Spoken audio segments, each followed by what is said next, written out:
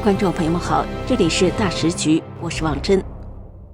北京正在崩出裂缝，中共四中全会刚结束不到1周，中共就接连开刀。原中共湖南省委书记许达哲、军委审计署署长孙斌、前海军政委袁华志同时被免职。这不是例行调整，而是一场由上而下的信任崩塌。更惊人的是，习近平贴身大秘、曾掌军委核心的钟绍军被外交系统节节官宣撤职，而新华社却全程删文掩盖。这种双版本报道揭开了集权政权最怕承认的一幕：权力机器已经开始对不上口径。中共20届四中全会后，人事震荡持续。10月28号，中共第14届全国人民代表大会常务委员会第18次会议在北京闭幕。会后公告显示，多名现任与前任中共高层官员被免去全国人大代表职务，其中包括前中共湖南省委书记许达哲、中央军委审计署审计长孙斌、原中共海军政委袁华志、海南省人大代表何球妹、贵州省人大代表杨三可。此外，中共北京市人大常委会接受了前清华大学校长王锡勤的辞职，中共辽宁省人大常委会接受了王新宇的辞职。在被处理人员中，孙斌与袁华志属于军方系统，两人都是上层军事机构的重要人物。其中57岁的孙斌长期在中央军委系统任职，军衔少将，是中共20届中纪委委员，还是共军选举委员会委员。他是在2024年9月，方永祥接任军委办公厅主任后，被任命为军队选举委员会委员的，和方永祥等12名军方高层共同构成选举委员会委员班底，属于只接受中央军委指挥的内部审计与选举监督系统。方永祥是中共党魁习近平在军中的3大总管之一，另外2人是钟绍军和秦生祥，目前3人都下落不明。其实早在今年6月就传出了孙斌被抓的消息。前中国媒体人赵兰健在社交平台 X 上爆料说，中共军委系统在6月19号当天集中免去了39名军级以上干部的职务，其中包含3名上将。而最敏感的案例正是军委审计署审计长孙斌。根据该爆料，孙斌在6月19号下午被直接带走，和他同时被抓的还有海军纪委书记程东方。消息称，这批被免职的高级军官分别来自海军中部战区与南部战区等核心岗位，涉及案件圈子极为敏感。赵兰健指出，这只是清洗的第一波，后续还有2批行动即将展开，整体规模可能超过100人，彻底打穿当前军权生态。另一名被罢免的军方代表是前海军政委袁华志。早在中共四中全会前，国防部发布的通报中就已经确认了他被抓的消息。这次被免去代表资格，只是走一个追认的流程。其他5人分别来自地方与科研系统，其中许达哲出身军工系统，历任航天科工集团公司总经理、董事长、工信部副部长、国家国防科技工业局长等职。2016年空降湖南担任省长、省委书记。自去年年底开始，就已经缺席中共人大常委会会议，盛传被查多时。反共网红蒋网正在 X 上的爆料说，许达哲落马堪比电视剧。美国一家商业银行的华人雇员是中共国安培养的高级特工。许达哲的女儿在美国的银行账户有多笔来自于香港的汇款，总计高达 1.2 亿美元。余额高达7000多万美元，而该账户的关联账户又有多笔来自美国政府的定期汇款。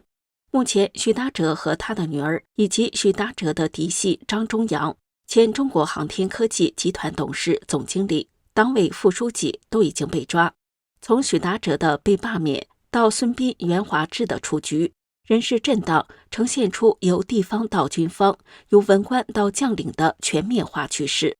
据 X 账号中国人事观察统计，目前中共军队人大代表中共有34名上将，其中9人已官宣被查，8人缺席或未列席四中全会，另有2人缺席人大常委会会议，缺席比例高达56%。这一异常数字使中共24中全会成为近年来最不寻常的一次政治聚会。接下来插入一段工商时间，我们大时局频道会及时追踪各种重大新闻。如果您想翻墙观看我们的节目，我推荐一款非常好用的 VPN， 神盾 VPN。我和我们团队的人觉得这是目前真正值得信赖的安全 VPN。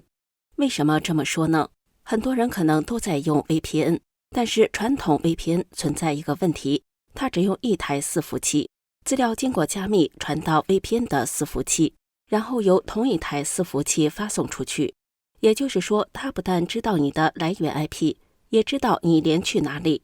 这意味着只要那台伺服器有风险，你的整条路径就会被看得一清二楚。而神盾 VPN 采用的是独家技术，双节点 P2P 加密架构，资料会经过2台伺服器转送。第一台只知道您的来源 IP， 第二台只知道您要连的目的地，2台之间端对端加密，任何单一节点都无法还原整条通讯路径，连神盾自己都无法追踪您在网络上的行踪。除了安全，神盾 VPN 的速度和稳定性表现也很出色。神盾 VPN 可以在全球伺服器自动切换，随时连最近最快节点，而且一个账号可用在手机、电脑、平板，可以全家分享。现在购买2年方案享65折优惠，输入我们节目专属优惠码大时局，再打9折，30天内不满意全额退款，无风险适用。赶紧点击节目下方描述栏的购买链接购买。前中央党校教授蔡霞在 X 上推荐了一篇重量级文章，文章透过中共4中全会波澜不惊的表象，敏锐地捕捉到了中共集权政权开始出现系统性崩裂的某些迹象。文章说，在北京密不透风的政治空气中，中共4中全会成为一次不寻常的聚会，表面上是例行的总结与部署，实际上却像是一场无声的地震。会议前，9名上将被开除党籍与军籍，会议上超过60%的军队代表缺席，而原本应补入政治局的军方人选全部落空。这不仅揭示了军队层面的权力震荡，更是一个政体长期压抑真相、封锁透明度所激励的系统性崩塌的缩影。这场震荡并不孤立，它的本质是一个集权体系在控制与失控之间的剧烈摆动。中共体制的惯性要求军队绝对服从最高领袖，但权力的过度集中也让内部忠诚变得脆弱。对9名上将的处理，无疑是清洗、整肃还是主动切割，都指向同一个问题：军队不再是铁板一块。几十年来，中共以党指挥枪的模式维系统治，而一旦党内信任体系破裂，军队便不再是稳定的支柱，而是潜在的风险源。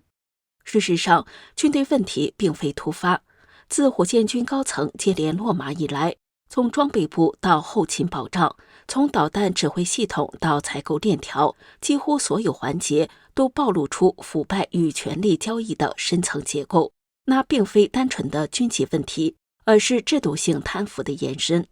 一个高度封闭、政治化的军队，在失去制度制衡与透明监督后，忠诚便变成了利益契约，权力变成了买卖。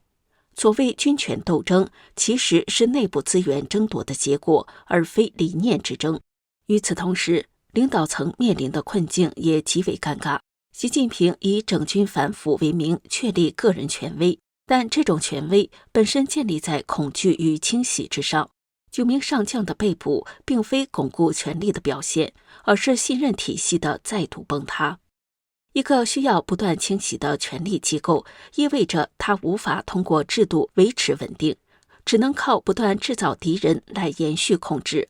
最终，敌人不再是外部的，而是体制自身的循环吞噬。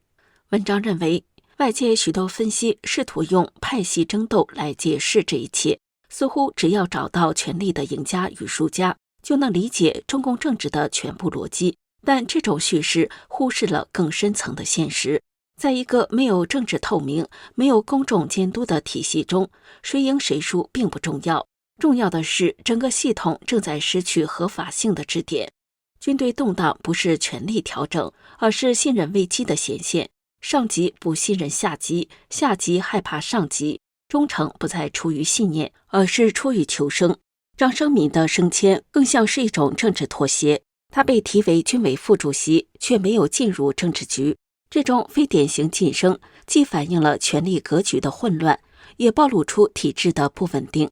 它像是一个失去节奏的机器，在不断修补调整，却无法恢复运转的平衡。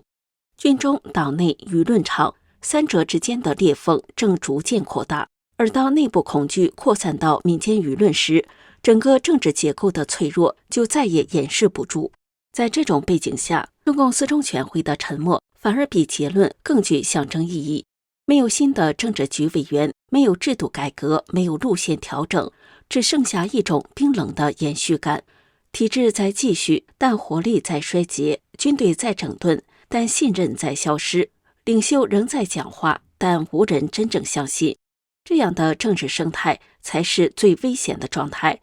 表面秩序完好，内在逻辑已然腐烂。作者说，历史的经验告诉我们，一个以恐惧为基础的权力结构，总会在其最强盛之时开始崩解。集权的脆弱，从来不是因为外部压力，而是因为内部谎言无法再被掩盖。在今日的中共政治中，军队的震荡不只是军事问题，它是政治合法性、社会信任和制度稳定的共同断裂。当权力的金属外壳出现裂缝，光线未必立即射入，但空气已经开始渗透。也许这不会立刻改变什么，但它标志着一个无法逆转的趋势。控制愈强，稳定愈弱；清洗愈频，体制愈乱。当一个政权需要不断用异常来维持常态，它就已经进入自我怀疑的阶段。四中全会或许不会改变任何表象，但悄然揭开了中共内部深层的危机。那是一种被自身机制反噬的宿命，一种权力机器在自我清洗中走向虚空的过程。我们来看一个最新的例子，习近平的贴身大秘钟少军被免职。这件事的报道方式异常诡异，直接证明权斗已经渗透到宣传系统，导致高层指令不统一，铁板一块的集权机器开始出现明显裂痕。众所周知，钟少军是习近平心腹中的心腹，从浙江一路跟随习近平进到中央，并成为习在军中的3大总管之一。去年他从这个要职调任国防大学政委，中共四中全会刚结束，他就悄然出局，去向不明。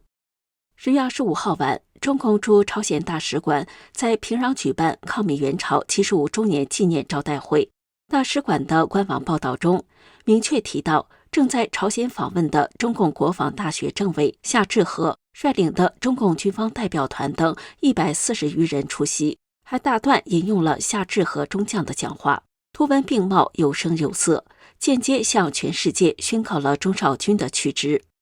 然而更异常的是中共新华社的处理方式。新华社在当天凌晨静悄悄发布了一则通稿，提到同样的招待会，但删除了原文中和国防大学政委相关的内容，只说中共军科院和朝鲜国防省相关负责人作为主宾出席，完全没提夏志和的名字、官衔和率团细节。对比大使馆的报道，这明显是中共政治局常委蔡奇控制的中宣部在屏蔽钟少军被拔掉的事实，从而掩盖习近平亲信被清洗的证据。中共宣传口一向以统一口径著称，如今中共朝鲜大使馆在钟少军事件报道中打响了公开抗命的第一枪，一巴掌扇在中宣部脸上，显示权力中枢的协调机制正出现裂痕。钟少军事件证明，这种裂痕已从军队扩散到宣传和外交系统，